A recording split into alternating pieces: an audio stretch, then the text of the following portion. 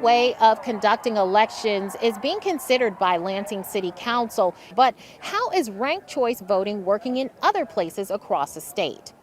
Ranked choice voting would pave the way for voters to rank their choice for mayor, city council, or city clerk.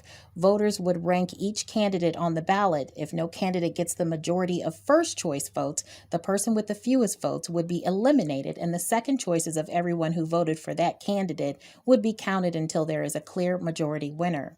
In the case of two candidates running for one office, the person with the majority votes would be declared the winner. Lansing Mayor Andy SCHOR says it's an interesting concept, but some people have expressed concerns. It's a chance for people to vote, to rank their votes, and that's certainly a good thing to be able to express different supports, but there are certainly concerns about what if someone doesn't put other ranks in, what happens to their vote if they only rank.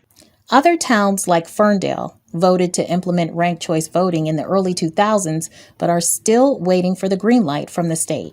Really, we've been working on the state for the last couple of years to make sure that we have the appropriate legislation that authorizes the ballot instructions and the certification process, because without that coordination with the Bureau of Elections, we can't conduct an election using ranked choice voting.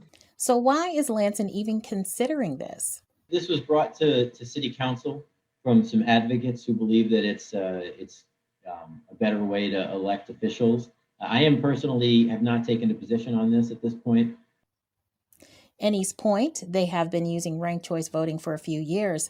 The Justice Department sued the city, alleging violations of the Voting Rights Act. The city agreed to implement ranked choice voting as a way to make sure all voters have a fair shake of electing someone with their community's interests at the forefront. The agreement expires soon, and the council has voted not to continue using this method. Councilman CARDI DEMONACO thinks that's a mistake for two reasons. First, that it makes more friendly campaigning. So if you and I were running for the same position and I knew someone was a huge supporter of yours and there were 5 people running all together, I could at least say, hey, pick me number 2 at least. And then the second, I think, is it gives like the voter, it really empowers them, gives them a lot of power, I believe, because then you're not just stuck picking one person potentially. Ferndale's BRUNER James says she's hoping that as more and more towns and cities choose this voting method, Michigan election officials will make the process of getting approved more efficient. Right now, the Lansing proposal is still in committee, but if council rubber stamps it, residents can expect to see it on the ballot as soon as November, and the city's charter will have to be updated. Fox 47 News has reached out to state officials to find out why Ferndale has been waiting nearly 20 years to get the go-ahead to implement ranked choice voting.